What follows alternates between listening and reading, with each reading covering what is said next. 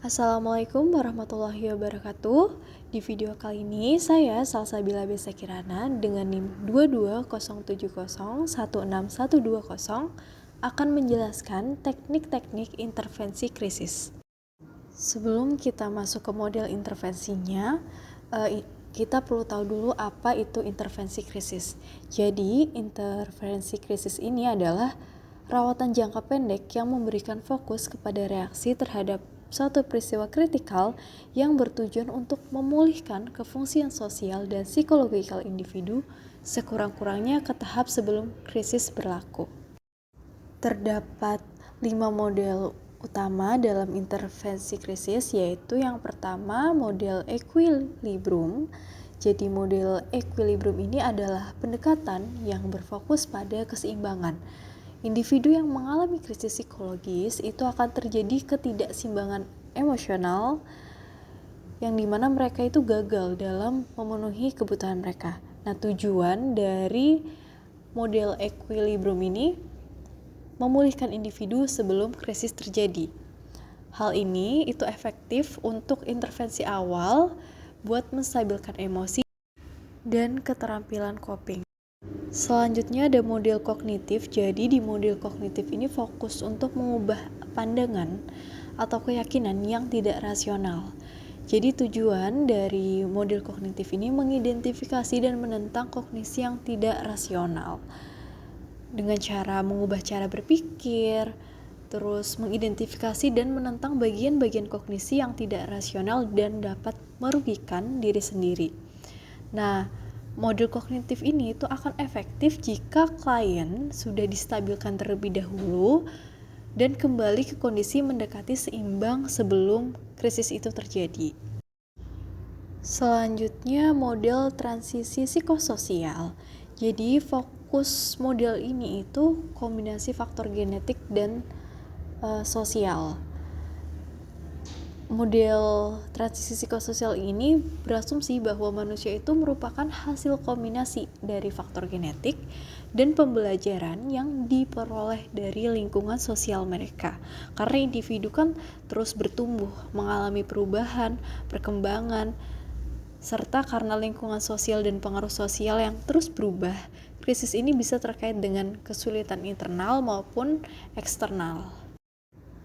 Tujuan dari intervensi model ini itu adalah evaluasi kesulitan internal dan eksternal, serta memilih alternatif perilaku, sikap, dan penggunaan sumber daya lingkungan mereka saat ini. Seperti model kognitif, model transisi psikososial ini paling efektif diterapkan setelah klien berada dalam kondisi yang stabil. Selanjutnya itu model pengembangan ekologis. Jadi Collins dan Collins 2005 ini mengembangkan model perkembangan ekologis intervensi krisis yang mengintegrasikan tahap perkembangan dan masalahnya dengan lingkungan tempat individu itu berkembang atau hidup. Di model ini, seseorang ini perlu menilai baik individu maupun lingkungan serta interaksi antara keduanya, termasuk faktor-faktor pada tahap perkembangan di mana individu itu berada. Dengan demikian, setiap krisis situasional itu harus selalu dilihat dalam konteks tahap perkembangan orang tersebut. Nah, selain itu, potensi krisis dapat dipengaruhi oleh sejauh mana individu telah menguasai tugas-tugas yang terkait dengan krisis tersebut. Dan yang terakhir itu ada model kontekstual ekologis. Nah, fokus dari model itu elemen kontekstual dan dampak timbal balik. Tujuannya menilai kedekatan fisik dan persepsi krisis, interaksi sistem dampak tertentu, kemudian efektivitasnya memahami efek krisis berdasarkan waktu dan perubahan relasi sosial. Sebelum melakukan intervensi, perlu adanya asesmen psikososial. Nah, tujuannya yang pertama itu untuk mengidentifikasi kondisi psikososial baik kelompok maupun individu. Yang kedua, mengidentifikasi sumber daya yang dimiliki. Dan yang ketiga ini panduan dalam melaksanakan program dukungan psikososial. Proses asesmen ini diharapkan dilakukan dengan kreatif dan peka terhadap kondisi korban. Selain itu, peka terhadap budaya lokal. Metode asesmen ini dilakukan bersamaan dengan distribusi bantuan bahan pokok atau pemeriksaan medis. Terdapat 3 aspek yang perlu diperhatikan dalam melakukan asesmen ini. Yang pertama itu ada rasa aman. Jadi terbangunnya rasa aman secara psikologis ini menjadi pondasi ketika kita ingin melakukan intervensi.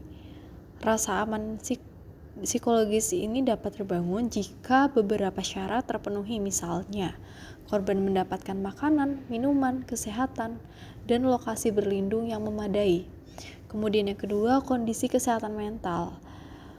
Kondisi kesehatan mental ini misalnya dengan berbagai macam angket tentang stres pasca trauma atau menggunakan metode lain.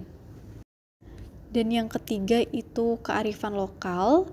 Jadi setiap budaya itu pasti punya pengembangan aturan atau tradisi untuk melindungi komunitasnya, termasuk memandu anggotanya untuk pulih dari suatu bencana. Nah, para pekerja kemanusiaan ini tuh perlu menggali informasi tentang ritual-ritual atau tradisi yang dimiliki dan menggunakannya sebagai bagian dari intervensi psikososial. Beberapa teknik intervensi yang dapat digunakan untuk mengurangi stres dan kecemasan antara lain itu istirahat dan rekreasi. Yang kedua ventilasi, ketiga olahraga, dan yang terakhir itu relaksasi.